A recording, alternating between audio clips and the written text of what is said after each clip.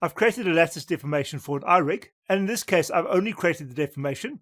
I now want to connect this deformation to the rig in a way which will allow us to drive this deformation in a predictable manner.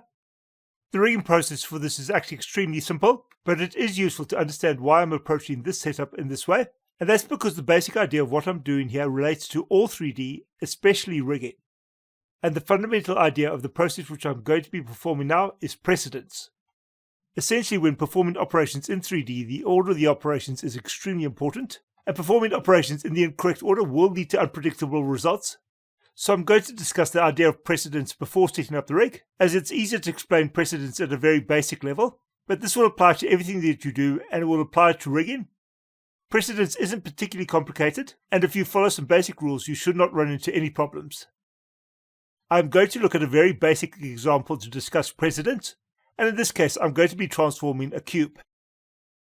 The first thing to understand about 3D graphics is that all items in any scene, no matter what they are placed relative to the center of the world, and we'll then perform operations on these points. So here I have a box, and we'll look at how a transform is applied. By default, all transforms will be applied in exactly the same order. The first transform will be the scaling. The scaling will be followed by rotation, and this will be followed by the translation. If we look at the transform node, we will see that there is actually an option here for transform order, and this will always have scaling as a default value, followed by rotation, with the final transform being applied being translation.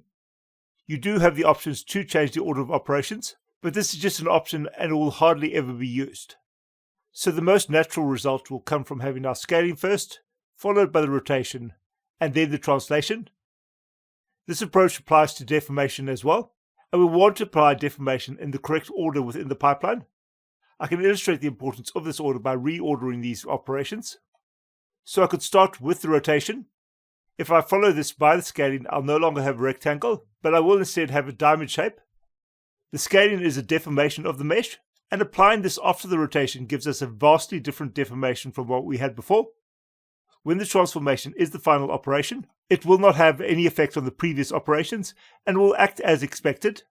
If we start with translation, however, we'll get a much bigger influence on the rotation, and this will feed down to the scaling as well, although in this case the scaling is very basic and is only along the x-axis. The main thing to take note of here, however, is that we want to deform the points before we translate or rotate them, and this is exactly what we'll be doing with rigging. We want to deform our mesh before we update any translations or rotations. Essentially, we want to perform our deformation when the mesh is at the center of the world, and this should occur before we try and make any transforms on the mesh. Essentially, point-based deformation should always precede bone-based deformation. I can now work on the rig setup for the eye. I'm not going to work on the original version of this rig. Instead, I'll duplicate this network and I'll build this rig from scratch. I'll be performing this in the most basic way possible, as there's no need for any complexity within this network. There is one change which I've made to the base network, however. I have updated the name for the skeleton. This is now base, with the type skeleton. I'll separate the edit graph node from the new rig as I do not want to update this graph. I will however be copying functionality from this node. I'm going to be creating the basic rig using auto rig components. This is a 2-bone rig and will be a basic FK rig. This will be connected after the packed folder node. The component that I'll specify is an FK transform. I'm using default names, so the rig name will be base.rig.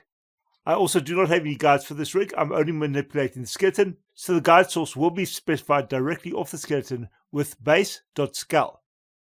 I'll need to specify the guide in the source as well. This will also be changed to base.scale.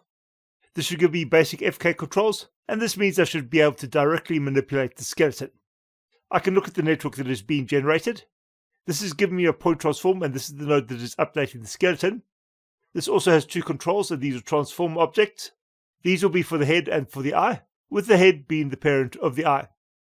This geometry will have a rest transform. This is being created by caching the skeleton in a value geometry node.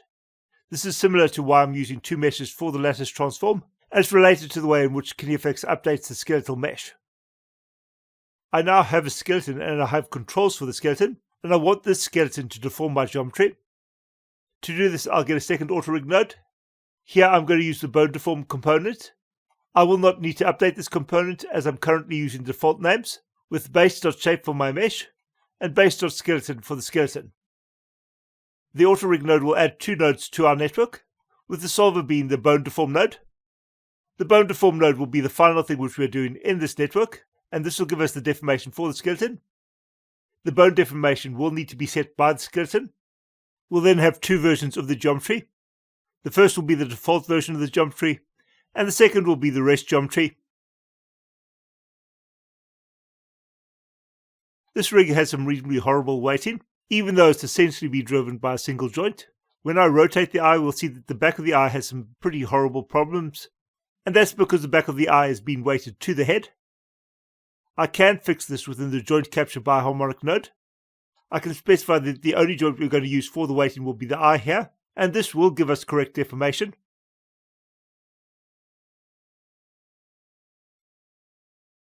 In this case, however, poor deformation is useful as it makes it easier to judge the rig. So this will give me my basic rig, and I want to add the lattice transforms to this rig. There is no auto-rig component for more general deformations, and at this time there's no component which specifically deals with creating lattice transforms, so I will be adding this manually. Lattice transforms will also usually need to be highly customized, so adding them manually will usually be necessary. Essentially, the majority of the setup for a lattice network will occur in this part of the network, where we originally create the lattice. This is where we'll create the controls and the deformation. We'll usually be manipulating these deformations within the Apex network, although it is possible to set up dynamic lattice controls. That, however, is not something which I'm going to be doing within this video. So now I'm going to add my lattice transforms to this rig. To work on the rig manually, I'll need to isolate it, and for this I'm going to use a packed folder split node. This will allow me to isolate parts of my packed folder without losing the rest of the packed folders, and in this case I want to isolate the rig. To see what this node does, I'm going to get a null and I'm going to connect this to the first input of the node. I can look at the results in my geometry spreadsheet. Here we should see that I do have packed geometry, however I do not have the rig as part of the packed geometry anymore. The second input produces the rig, however we do not see this displayed as char.rig, and that's because the geometry is being unpacked. This is something which I can choose within the packed folder split node. The first parameter will allow me to specify whether this is unpacked or not. In this case I am going to be modifying the network manually, so I will want this to be unpacked. I'm going to need to reassemble the rig, and for this I'm going to use a packed folder node. With this packed folder we now have an existing rig, so we can connect this to the first input of the packed folder. This will allow us to update this rig. The second input will be what we're adding to the packed geometry, and this will be set with the second output of the packed folder split node. I will need to specify what geometry I'm getting through the second input. This will retain the name which we had previously, so this will be base, and it will be of type rig. So we've now performed an operation that essentially does nothing. We have our rig, we split it up in the packed folder node, and then recombine this rig to make exactly the same rig in the packed folder node. And when I animate this rig in the scene view, we'll have no changes whatsoever. So this gives us a setup where we're unpacking our geometry, and we can now work on the unpacked geometry, and we can do this using an Apex edit graph node. We'll now be able to update our existing graph within this node, and essentially what we want to do is update the geometry which is coming into the bone deform node. I'll not build all of this from scratch, instead I'm going to transfer this from the existing network, which is the network which I built in the previous video. So I'll copy the entire network apart from the input and the output, and I'll paste it into the new edit graph node. I can now connect these nodes, and the first thing that I'm going to connect is the skeleton. I'll connect the base.scale port from the input node to the geometry port of the set detail attribute value node that is connected to my first abstract control. I'm going to connect all the abstract controls to the inputs, and we'll be manipulating these controls in the x-axis and screen space. I can then connect the shape setup for the lattice. This will be done from the blend shapes core node which is deforming the lattice, and here we'll be connecting the first port which represents the lattice geometry. This will be connected to the input node, and this input will be called lattice.shape. I will connect the output of the blend shapes core node to the output of the network, as this will allow me to visualize the lattice, and the name here will also be lattice.shape. We should now be able to see the lattice when the animate node is active. We should also still be able to deform the eye, although the lattice will currently have no effect on the eye. I can then test the controls, and the lattice is being deformed using the shapes. The shape geometry for the lattice will be connected to the lattice node, and this will be driving my third input. The second input will need to be set as well, and this should be driven with the rest geometry. However, I will connect the first input before I work on the second port, as I already have our first input geometry specified, and this is specified in the port base.shape. This is the geometry which the lattice should be deforming. Finally, I'll want the rest geometry, and the rest geometry is currently connected to a value geometry node. I'll connect the input of the value geometry node to the input node. This port will be called lattice rest.shape. The lattice is now going to be used to set the bone deformation, and this will be connected to the first port of the bone deformation node. So the first port is being set by the lattice, the second port is being set by the rest geometry, the third port is being driven by the skeleton, this is being driven by the transform object nodes through the point transform node. We then have the lattice set up, and this is driving the main geometry for the rig. I can now test the animation, so I'll reset the animate node. The eye is being deformed, but I can also now animate the eye, and the eye is retaining the deformation with the animation. I can now update the lattice deformation, and this deformation is being updated with the rig controls. If we look at the back of the eye, we'll see that we have a slightly odd deformation at the back of the eye, but the deformation is not actually breaking. This deformation comes from the fact that our weights are not perfect. We can, of course, remove this extra deformation by updating the weights. I'll update the joint capture biharmonic node, and I'll specify that this is running over the eye joint. I can now test this. We can still deform the eye and animate it. However, the deformation for the eye is now far more consistent, as the eye is only being weighted to the eye control. So once again, this is reasonably straightforward. Any deformation which we make to the mesh should be applied before we have the skeletal deformation, and any deformation which happens after the skeletal deformation will be unpredictable.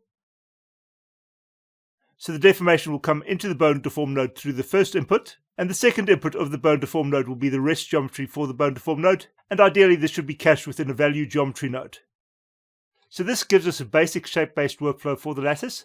This, however, is a very basic setup, and there are a lot of other ways we could approach this, but I'll cover those in another video.